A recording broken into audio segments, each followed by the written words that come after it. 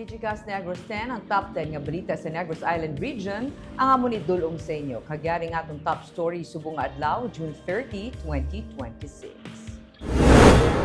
Pagbutang sa metal detector sa mga eskwelahan sa Bacolod, ginaduso bangod sa pilahay sa gate.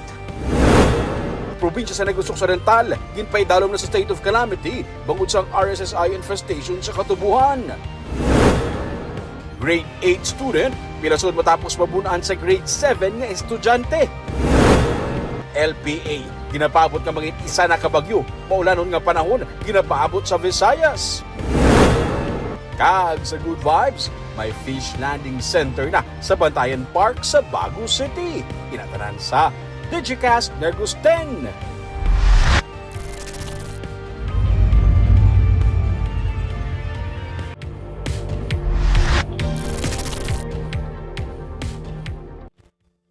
Sa number 10, LPA ginapaabot nga mangin isa na kabagyo, maulanon nga panahon sa Visayas. As of 2 p.m., ang LPA ang yara na sa Baybayon, Sanggasan, Marinduque. Ginatabok sa LPA ang Visayas kag Southern Luzon area. May mataas sa nga tsansa sang LPA nga mangin isa na kabagyo sa sulod sang 24 oras kag kun isa na kabagyo pagatawgon ini nga Henry. Magadala ini sang ulan sa Southern Luzon kag Visayas. Gina-forecast nga mangin mabaskog ang ulan sa Western Visayas subong nga Martes kag sa Mimaropa region tubtub Huwebes. Ginabisuhan ang mga apektado sa mabunok nga ulan nga mag-ulo aligmat batok sa baha kag landslide.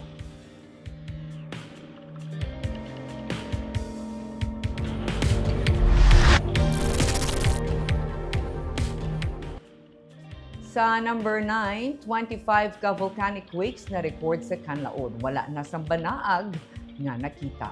Wala na sa banaag nga nakita sa Bulkan Canlaon pero na-record naman ang 25 ka volcanic quake. Suno kay Daryl Aro, ang Science Research Analyst sa Canlaon Observatory sa La Carlota, ang faint o kunlasaw nga crater glow nga nakita sa Lunes ang wala na na-observe sa masunod nga adlaw. Tigaylo, humalin las 12 sang kaagahon sa Martes, tubtub las 8 sang aga, 25 ka volcanic quakes ang na-record. Patimaan suno kay Aro nga nagasige ang volcanic activity sang bulkan. Naga-eksperyensya man sa makusog nga ulan ang pila ka bahin sa probinsya karon, wala man sang may na-monitor nga lava flow sa bulkan. Kung may increase sa volcanic quakes? So, indication na ng sige sa gyapon ng volcanic activity.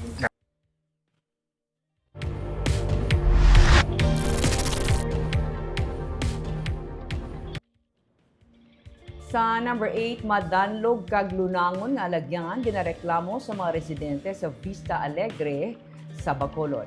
Sa dashcam video nga kuha sa isa ka motorista, makita ang malunang kag madanlog nga alagyan sa barangay Vista Alegre sa Bacolod City.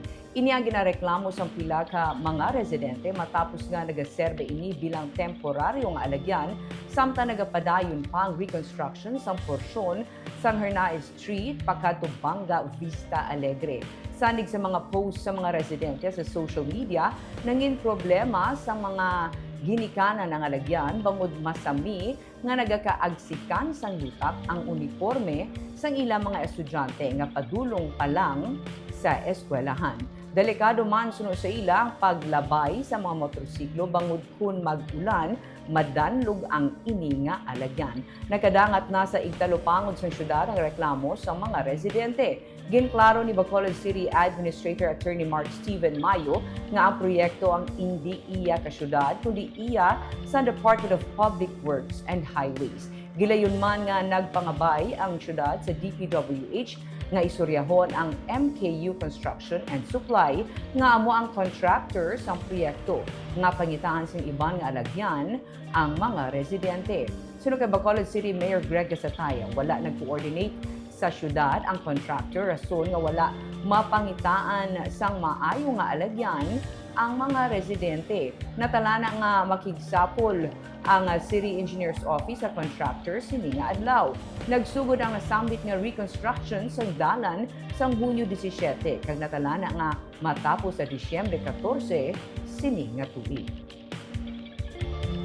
The DPWH confirmed nga ila project, meaning undertaken by their office, and naghambal man sila nga na-relay na nila sa contractor. No, so as of now, amo pala ng detalye nga may ara kita, but it's good nga dasig man nga ginaktuan sa DPWH, and we were able to confirm nga sanctioned by their office. Illegal, they were asked to make necessary coordination with the traffic office, no?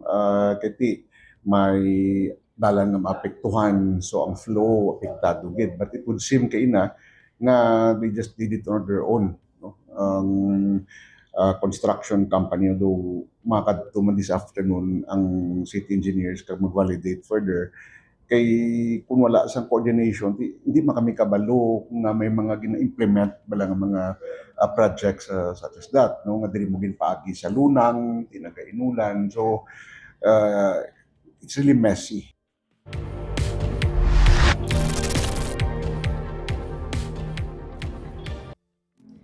Sa number 7, lalaki nga nag-trespassing nakuhaan sa illegal na droga. Ginabulubanta 170,000 pesos ka balor sang suspected shabu ang nakuha sa isa ka lalaki nga nadakpan bangod sang trespassing sa Barangay 6, Tanhay City sa Negros Oriental.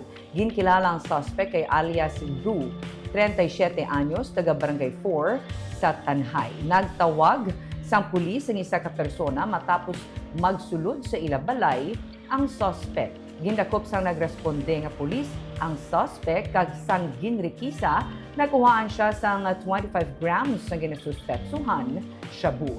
Kaso nga trespassing kag possession of illegal drugs ang ipasaka batok sa suspect.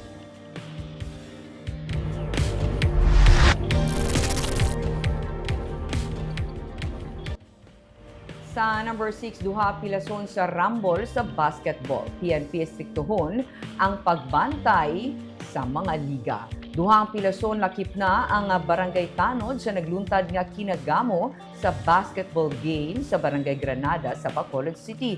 Makita sa video ang pagrambol sa mga players kag nagalantaw sa basketball pati ang paglinupad sa mga monoblock chairs. Ginsiling ni Police Captain Andy Ofalia, ang hepe ng Station 5, nga base sa ilang nga investigasyon, nagsulod sa court ang tatay sang isa ka player kag bangod nagainit na ang hampang didto kag nagsugod ang kinagamo. Gilayon man nga narespondihan sa mga tanod kag naka-standby nga pulis ang insidente kag napakalma ang mga nagginamo. Subong adlaw magatubangay ang mga nag-intra sa gamo pati na ang barangay kag sangguniang kabataan agud istoryahan ang mga posible ipatuman nga penalidad sa mga players. Bangod sa insidente, magapatuman sa istrikto nga security measures ang Police Station 5 kangay sang pagdugang police deployment kag pagkapkap sa mga manugtanaw. Sa masunod nga inadlaw, patigayunan ang championship sa nasambit nga basketball game sa tunga sa nagkalinlain nga asyenda kung sa diin yara sa 5,000 pesos ang premyo sa magadaog. Kami sa Station 5 wala ginamo ginatolera ng nahitabo kag we are appealing nga hindi pagpadala ang inyong mga balatyagon, hampang-hampang lang in-enjoy ginhil din na nga hampang para mag-enjoy ang tanan. So subong man nga paandam kami sa mga player or the same time family or the same time mga supporters nga hindi na pangimon liwat kay base mabot sa punto nga base maglain pa kag mo pananghalinan sang ila pagkaprito.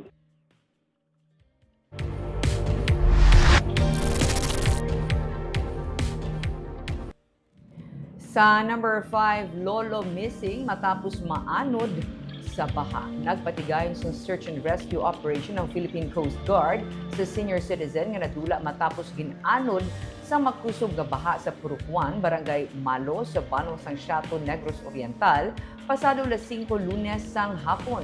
base sa impormasyon na anod sang baha ang payag sang 66 anyos nga lalaki nga ginkilala kay alias Enrique, residente sa nasambit nga barangay.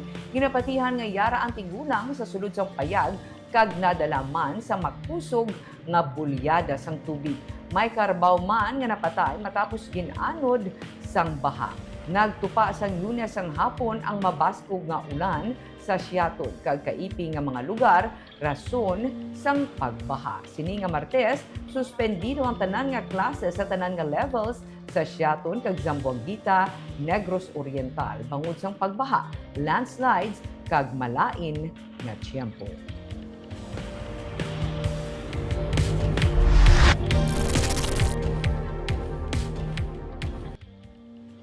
Sa number 4, masobra sa 1,900 ka mga baboy nagkalamatay sa Negros Occidental bangod sang masakit. Nagdangat na sa 1,902 ka mga baboy ang nagkalamatay sa 12 ka mga LGU sa Negros Occidental sa June 25 nga report sang Office of the Provincial Veterinarian. Sino kay Dr. Placida Lemana, ang 1,902 ka mga baboy nga nagkalamatay 3.27% sang hog population sa mga apektado nga LGUs.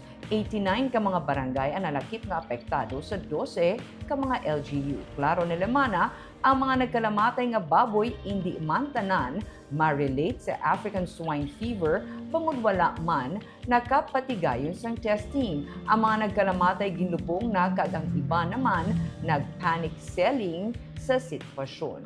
Sa 12 ka mga LGU, ang San Enrique man lamang base sa pahayag ni Mayor Gilson Tubillara ang nag-positive sa ASF. Ang iba nga mga LGU nga may hog mortalities nag-submit sang ilaman nga blood samples. But the signs and symptoms, hindi nato na yung ma-deny nga the same as that of ASF at cholera, no? So, pre-grave mga signs. So, dako ang possibility. Galing wala naman nato ma-examine kaya wala naman ang sapat.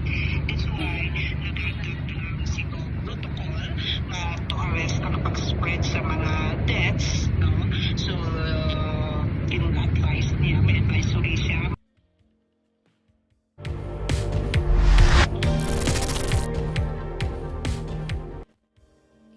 Sa number 3, Negros Occidental na paidalam sa state of calamity bangod sang RSSI. Negros Oriental maga-declare man sa state of calamity. Ang sangguniang panalawigan sa Negros Occidental ang nagpaidalom sa probinsya sa state of calamity sining nga adlaw June 30 bangod sang outbreak kag sang padayon nga pagpangatake sang RSSI o kunang red striped soft scale insect sa mga katubuhan. Ilagin approve ang Resolution Number 5 sa Provincial Disaster Risk Reduction and Management Council magin-submit ni Governor Eugenio Jose Lacson. Samtang probinsya sang Negros Oriental ang ginapaabot man maga-declare sang state of calamity bangod man sang RSSI infestation. Ginsili ni Governor Chaco Sagarbaria nga ginapaabot ang pag-declare sang state of calamity sa Bay City kag Mabinay bangod sang pagpangatake sang peste nga RSSI. Sa June 26 nga dato sang Sugar Regulatory Administration, may 48,901.43 hectares ang katubuhan ang Negros Oriental. 15,367 hectares diri ang apektado o kun 31.42%. 1,571.33 hectares ang na-validate na. Sunod kay Sagarbaria, ang Bay City ginapaabot magpaidalom sa state of calamity sa Miyerkules kag ang Mabinay naman sa Lunes. Ang pagdeklara sa duha ka mga LGUs ng state of calamity sunod sa gobernador sarang mangina basehan sa probinsya nga mag-declare man sa state of calamity. Isa ka executive order ang iya nga ipagwa. Sunod kay Sagarbaria, ilaman ginalauman ng Bayawan City kag Tanhay City nga mag-declare man sa state of calamity. Magatukod man sa task force ang Negros Oriental nga magatutok sa RSSI. May 15 million pesos nga igapain nga pondo ang Negros Oriental para sa RSSI. The province, as was said, Mr. Adrian, so join us for the you will be part of this He said all we need will be 2 LGUs to declare. So, okay na 2 no? It's enough for the province to do a declaration of state of calamity. And we will proceed as planned as this step-by-step move on how we can control the infestation at the same time, hopefully eliminate it, that is the target, and if they could minimize it to the max.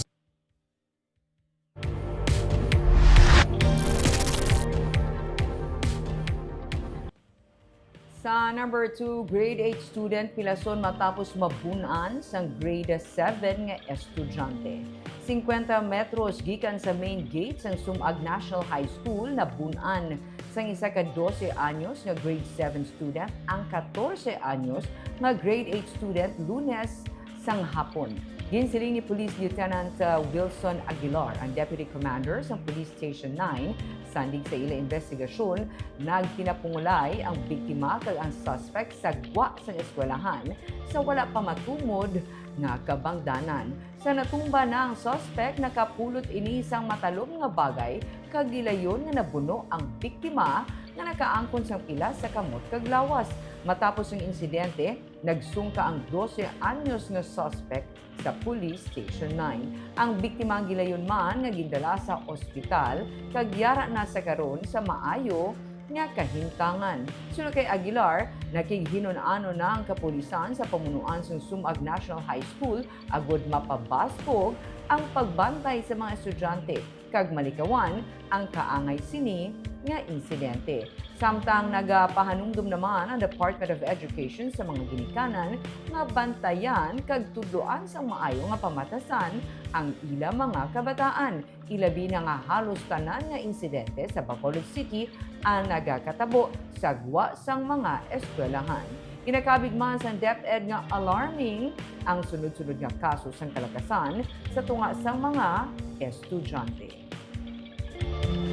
Incident nga natabo sa isa tatang eskwelahan sa kahapon, actually natabo sa gwa sang aton nga campus. Sa sulod, no? Sa sulod kaninong gid, pero pagwa na sa aton mga kabataan may mga gamay sila nga altercations nga nag-result sa amo sa grade nga mga insidente. And kinahanglan gid nga aware ang aton mga parents kag aton mga guardians sina. Kay kung sa sulod lang sang eskwelahan, mas ma-manage actually sa aton nga mga teachers kag ato sa security personnel, pero sa gwa na wala kita sa control, and usually dira gakatabo ang mga incidents sa aton mga kabataan for the past week. So para mo mga aligasyon niya sir kay way naton ma-recover ang weapons, so amo to karon ating anta nga ma-recover tong weapons, in-advisean ko tong aton nga women na ipapalo up to kag makuha sila mga interview to sila mga upod sa tubi o sa mga sang both parties, interviewon nila kung ano gid ang natabo para anantayin kung ano gid lang motibo yang ana mo gito na dangtan sa incident.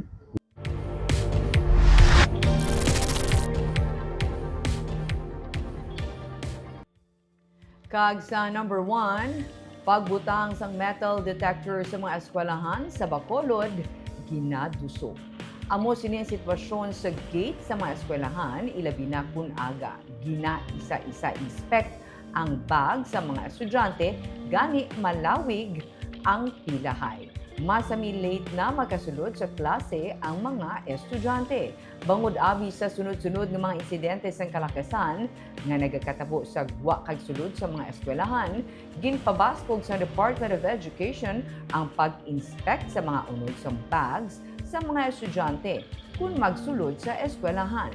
Para solusyonan ini, ginduso sa Local School Board sa Bacolod City ang pagbutang sa mga walk-through nga metal detectors sa mga dalagko nga eskwelahan sa syudad. Ginsiling ni Lila Aro, Education Program Supervisor sa Schools Division sa Bacolod City, nga ila gina-propose sa syudad nga magbakal sa 40 ka mga walk-through metal detectors agud ibutang sa mga high-risk na eskwelahan.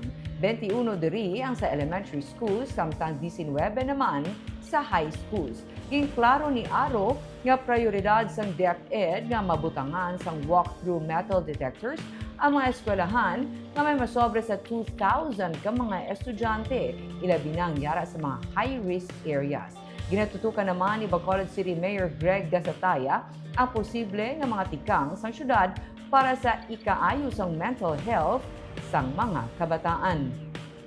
Ginpabasog naman sa Bacolod City Police Office ang pagbantay sa mga eskwelahan. Agud matap na ang posible nga mga insidente. Amongst others, no, ang gin-request ko sila sa Saturday is evaluation kung wala pila kabilog ang mga teachers or personnel sang DepEd nga nagabulig sa mental health sa aton mga kabataan.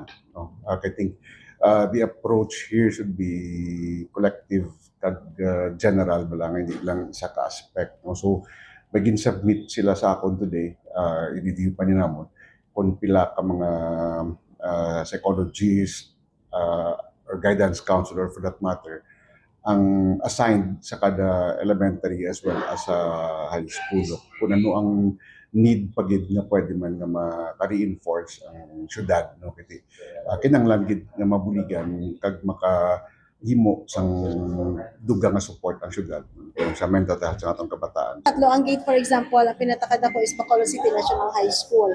May tatlo sila ka-entrance gate, so kinahanglan tatlo gini ka-entrance gate ang may ara.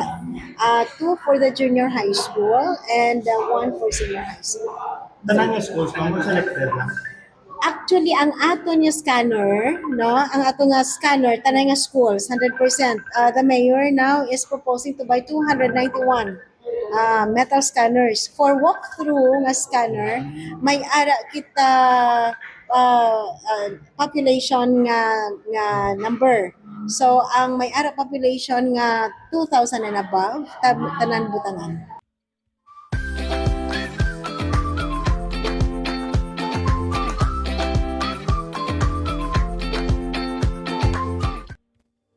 Kag sa Good Vibes, may fish landing center na sa Bantayan Park sa Bago City. Subong adlaw ginbuksan ng fish landing center sa Bantayan Park sa Bago City, maging pangunahan ni Mayor Mayet Javellana. Ginakabig nga bagsakan sang preska nga isda. Ang pagsakan sang bilising isda ang isa sa mga kabangdanan kung nga nabunag ang ideya nga magbutang sang bagsakan sang isda sa Bantayan Park. Sunod sa kay Councilor Imelda Presion, ang chairman sa Committee on Markets and Slaughterhouses, pumuluyo ang makabenepisyo sa sininga proyekto kay barato ang baligyaanay sang isda sa Fish Landing Center. Sarang na subong makabakal sang isda sa Bantayan Park. Kung sadto anay lugar para lalagawan sang pumuluyo ang Bantayan Park, subong sarang na makabakal diri sang preska kag barato nga mga isda.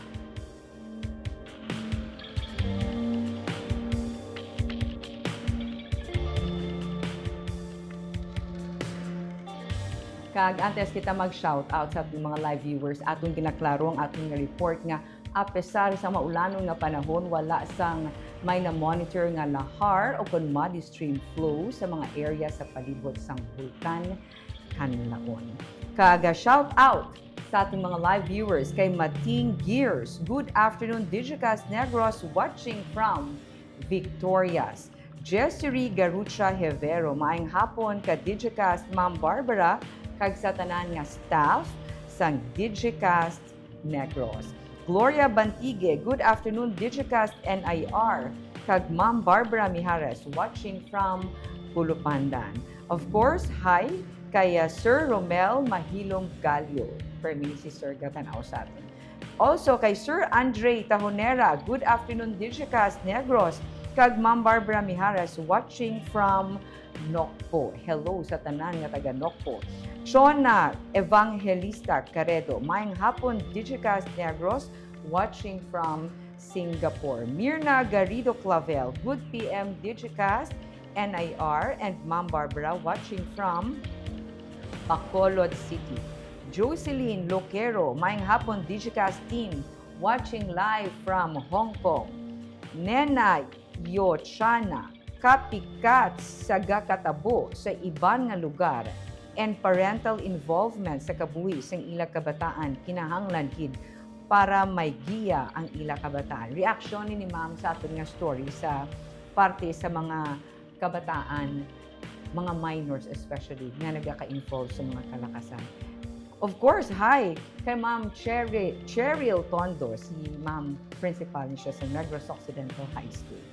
Ryan Caro Olavia, watching from Tangub Digicast, good afternoon, God bless. And kay Jonathan Tere, maayong hapon po, Negros. Kagamayad tong top 10 stories of the day, tubtub was. Ako si Barbara Mijares. Maayong gabi.